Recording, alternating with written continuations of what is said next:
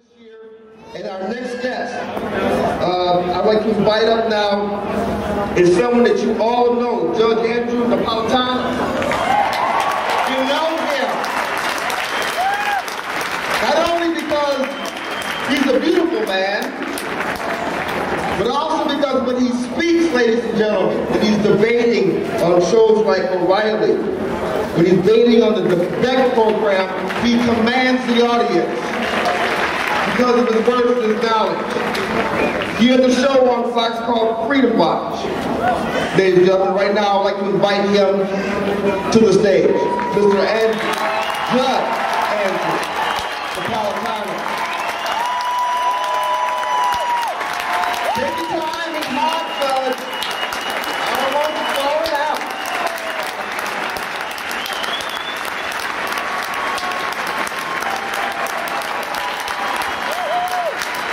Judge, here comes the judge.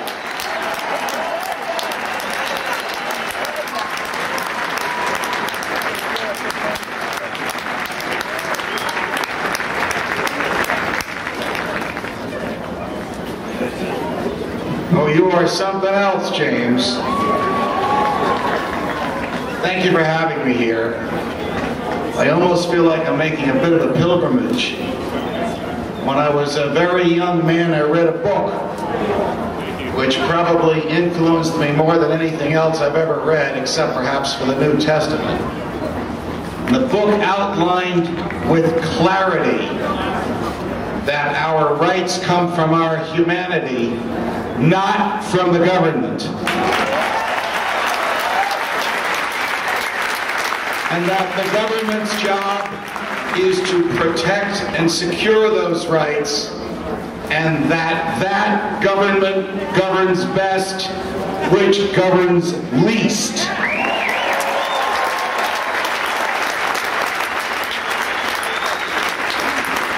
The author of that book was a giant and is a hero of mine.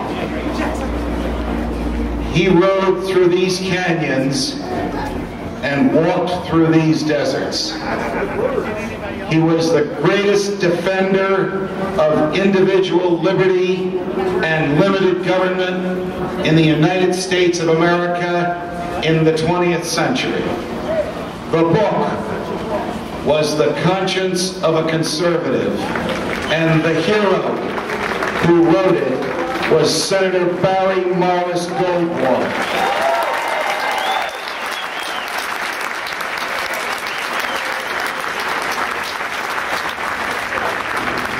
Here are some of the things that Senator Goldwater understood at a time that no one else in public life did.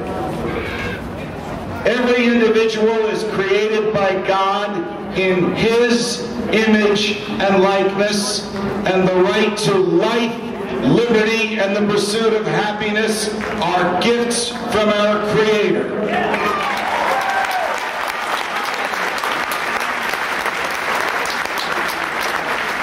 Every individual has an immortal soul, and that immortal soul can glorify God in a way that no government ever could.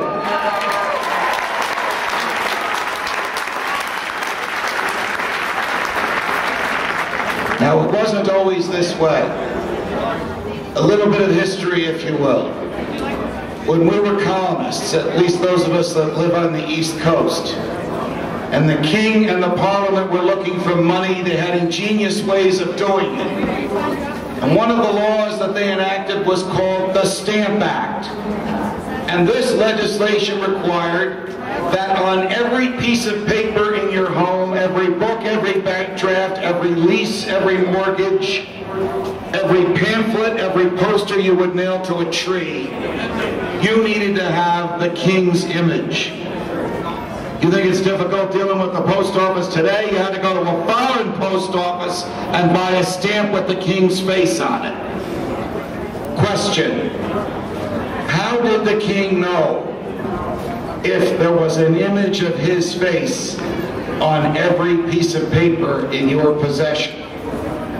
Answer: the Parliament wrote a horrible law called the Writs of Assistance Act. This law authorized British soldiers to write their own search warrants. And thus it was not uncommon for a British soldier to show up at the house of a colonist and handwrite himself permission to enter the house and search its premises, and to seize whatever piece of papers did not bear the king's image, and to take any rum that didn't have a tax stamp on it, and any piece of furniture imported from the islands that you couldn't prove you had paid the taxes on. And by the way, if there were a few bedrooms that were empty, the troops might stay there as well. It was the last straw. We fought a revolution. We won the revolution. We wrote a constitution to assure that the government would stay off of our backs and never do to us what the king's soldiers did to the colonists.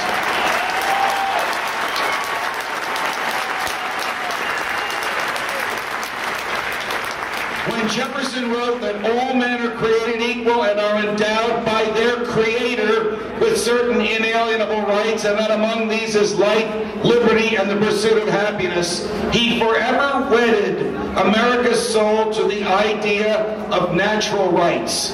Natural rights teach that our rights come from our Creator. And they are inalienable. They can't be taken away by the government for the government's convenience unless a jury decides that we have violated someone else's natural rights. But in Philadelphia, in the summer of 1787, we had already won the revolution. They meant to write the Constitution. There was a great debate over whether the Constitution would embrace natural rights or whether it would embrace the big government idea that liberty comes from the government. Jefferson and Madison argued that our rights come from our humanity. The big government crowd, yes, they were around even then in Philadelphia, led by Alexander Hamilton and John Adams, argued that our rights come from the government. They said that without a government we could have no rights, and that there are times when the government would have to restrain them for the common good. That argument was rejected in Philadelphia, and it must be rejected again today.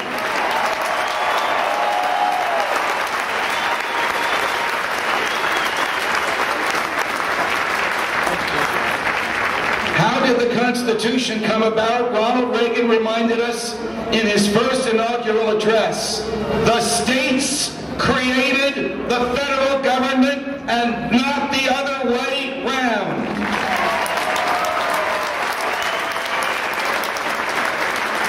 And power once given by the states to Washington can be taken back by those states.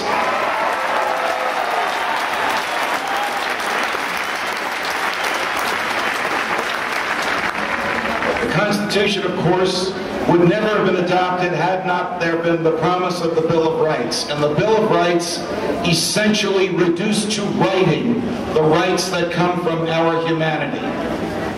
And thank God that Jefferson and Madison prevailed, because enshrined in the Bill of Rights are the rights that we now all understand are a part of our humanity.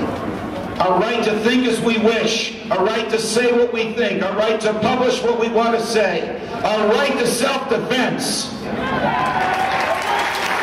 Let me tell you something about the Second Amendment.